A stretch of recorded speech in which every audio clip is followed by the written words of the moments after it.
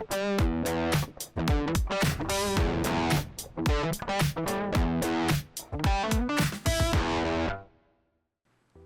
guys, welcome back. Today I'm going to be continuing my Grimdark painting series, and I wanted to do a Death Company model, and I found this really cool winged Lemartes STL file, which, although lacks some of the detail of the newer Games Workshop sculpt, it does have wings, which automatically makes it infinitely cooler. I still have no idea why Games Workshop removed the wings from their new Blood Angels models.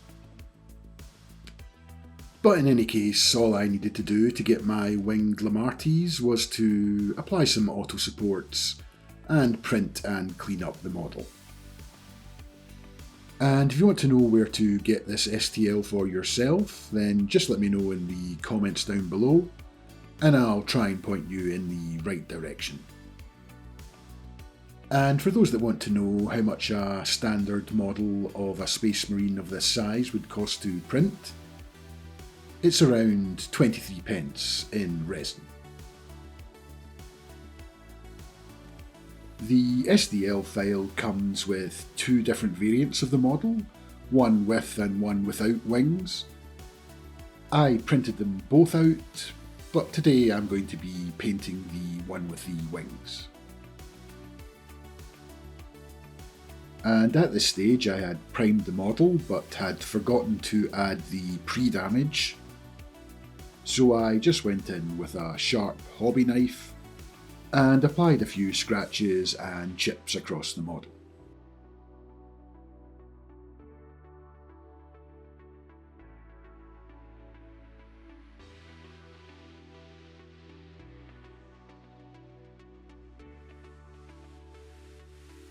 And once complete, I then reapplied the primer, followed by a coat of Army Painter gunmetal to the entire model.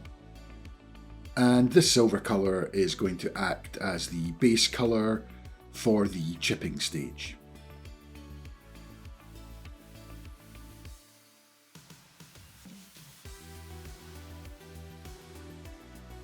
Which first involved applying an all-over coat of AK worn effects, and then giving the model 15 to 20 minutes to dry.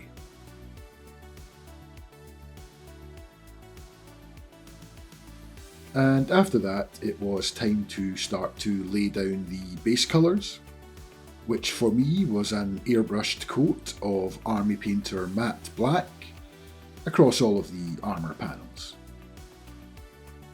I then followed this up with a quick spray of Army Painter Deep Grey, just to the very top highlight areas on the model, just to add a little bit of depth. And at this stage I also airbrushed the shoulder pad and the gun using Army Painter Dragon Red.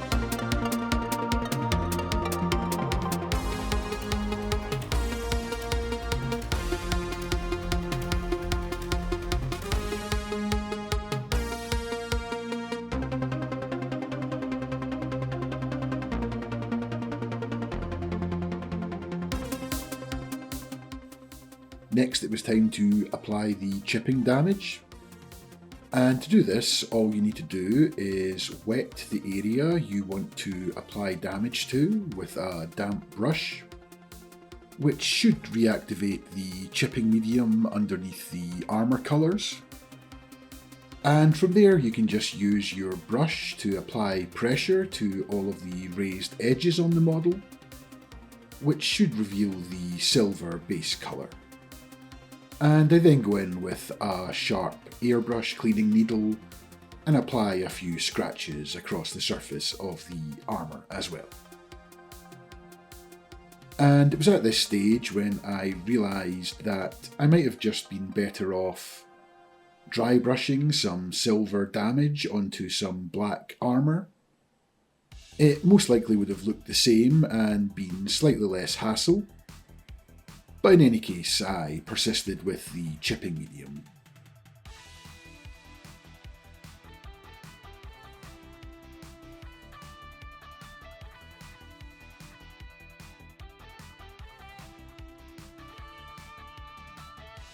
Next it was time to paint in all of the gold. Firstly by base coating all of these parts in Army Painter Rough Iron, and then just dry brush highlighting these areas, firstly with greedy gold, followed by bright gold. And to apply some shade, I'll just apply a quick coat of Army Painter Dark Tone to all these areas.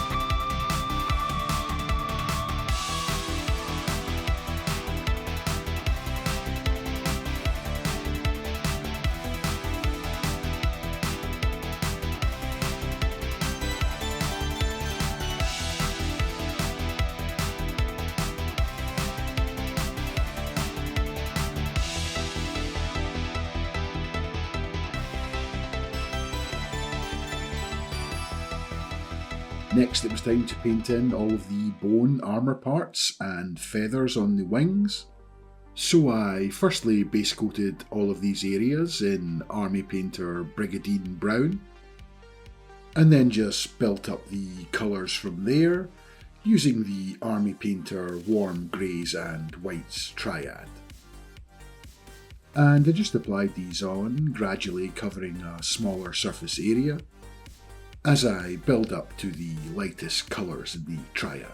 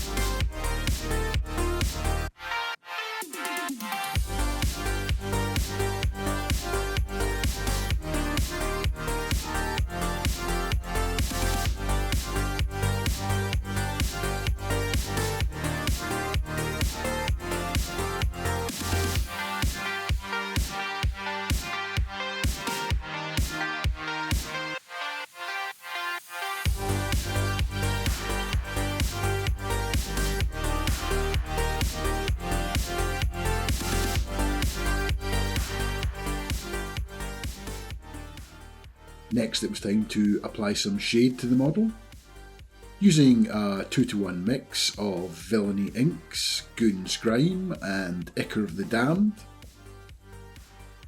mixed with a little bit of white spirits to thin it slightly, and then just apply this to the entire model, allowing it to flow into all of the recesses.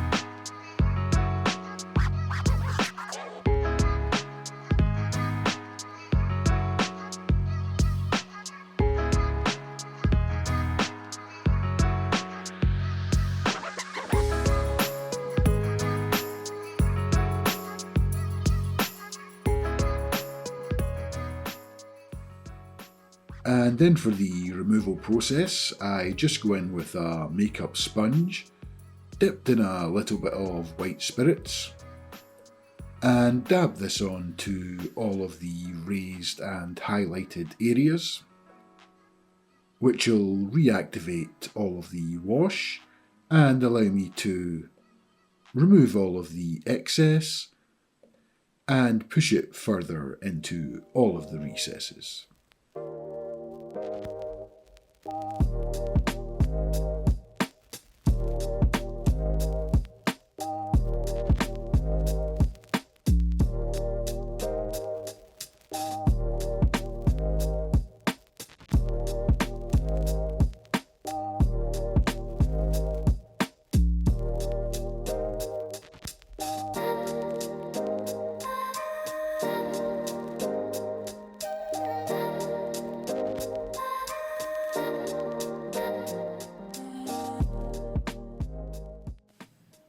Then, after allowing that to dry for a couple of hours, I then went in and added a few extra details.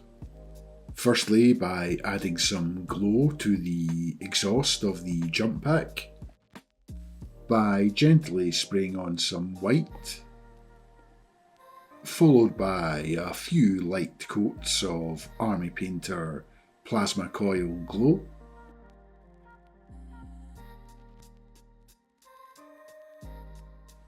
I then applied a coat of matte varnish to the entire model, before applying the final step, which was an application of Dirty Down Rust to all of the pre-battle damaged areas, which on the black armour gives a really nice oily, rusty look. And after applying a few coats to each area, I then go in with a damp brush to feather out all of the hard edges from the rust effect. And once that's been applied, the model is now complete. And it's another welcome addition to my family of Grimdark painted models. And before we get to the model showcase, I just want to give a big thank you to Tom Ria, who joined my YouTube membership program. It's not something that I actively promote, but it's a huge morale boost. And I really appreciate your support, Tom, so thank you. From the bottom of my heart, it's genuinely appreciated. And for the rest of you freeloaders, I hope you enjoyed this video, and I'll see you in the next one.